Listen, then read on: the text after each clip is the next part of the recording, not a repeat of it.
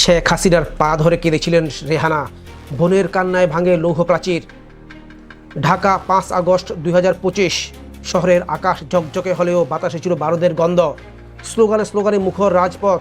লাখো ছাত্র জনতা তখন এগিয়ে চলছে একটাই উদ্দেশ্য নিয়ে, প্রধানমন্ত্রীর পদত্যাগ চাই।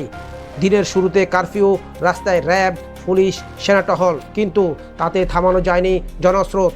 বিশ্ববিদ্যালয়ের ক্যাম্পাস থেকে পাড়ায় পাড়ায় ছড়িয়ে পড়ে এক অদম্য জাগরণ।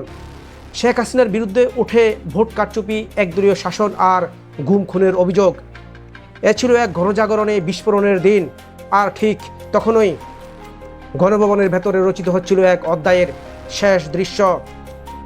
এখনকার আন্তর্জাতিক অপরাধ ট্রাইব্যুনালের চিফ প্রসিকিউটর তাজুল ইসলাম জানিয়েছেন, সেদিন 5 আগস্ট সকালে শেখ হাসিনা গণভবনে বসেছিলেন সেনা পুলিশের শীর্ষ কর্মকর্তাদের সঙ্গে। চেয়েছিলেন বল প্রয়োগের ক্ষমতা ধরে রাখতে, কিন্তু সময় বলছিল ক্ষমতার দিন শেষ। আন্দোলনকারীরা সাজোয়া যান দখলে নিচ্ছে, লাল রঙে চিহ্নিত করছে প্রতিরোধের প্রতীক হিসেবে। ঢাকার রাস্তায় শুরু হয়েছে জনতার শান্ত কিন্তু অপ্রতিরোধ্য বিজয় যাত্রা। সেই মুহূর্তে প্রধানমন্ত্রী বলেন, তারা কিছুই করছে না, আমি যাদের বিশ্বাস করেছি তারা কি ব্যর্থ? সেনাপ্রধান ও আইজিপি বলেন, ম্যাডাম, এখন আর শক্তি প্রয়োগ সম্ভব নয়। পুলিশের মনোবল ভেঙে পড়েছে। পরিস্থিতি যখন একেবারে নিয়ন্ত্রণের বাইরে, তখন শীর্ষ কর্মকর্তারা দেখা করেন শেখ রেহানার সঙ্গে। তারা বলেন, আপনি বড় বোনকে বোঝান, না হলে গণভবন হয়তো আজই জনতার রোষানলে পড়বে। শেখ রেহানা তখন প্রবেশ করেন শেখ হাসিনার কক্ষে। কাঁদতে কাঁদতে পা জড়িয়ে ধরেন, আপা, এবার সময় শেষ, দেশটা পুড়ে যাবে। এক লৌহ মানবীর চোখেও তখন কনফিউশনের ছায়া। তিনি বলেন, তারা কে? আমার থেকে দেশের দায়িত্ব কে নিবে? তখনই লন্ডন থেকে ফোনে যুক্ত হন ছেলে সজীব ওয়াজেদ জয়। তিনি বলেন, মা, আপনাকে এখনই সিদ্ধান্ত নিতে হবে। এরপর শেখ হাসিনা চেয়েছিলেন একটি বিদায়ী ভাষণ রেকর্ড করতে, কিন্তু গোয়েন্দা তথ্য জানায় শাহবাগ ও উত্তরা থেকে ছাত্র জনতার ঢল গণভবনের দিকে রওনা দিয়েছে। ভাষণ দিলে হয়তো সময় মতো বের হওয়া যাবে না। এরপর শুরু হয় শেষ প্রস্তুতি। দুপুর তখন প্রায় 2টা।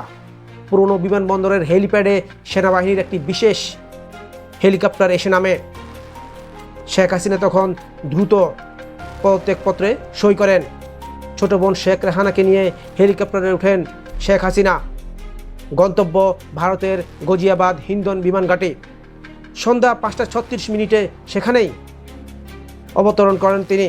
তাকে স্বাগত জানায় ভারতীয় সেনাবাহিনীর একজন উচ্চপদস্থ কর্মকর্তা।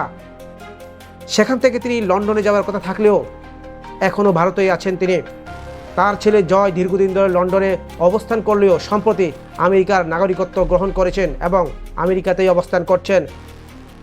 শেখ হাসিনা 1996, 2008, 2014, 2018 এবং 2024 5বার প্রধানমন্ত্রী, 4বারের অধিকাংশ নির্বাচন ছিল প্রশ্নবিদ্ধ।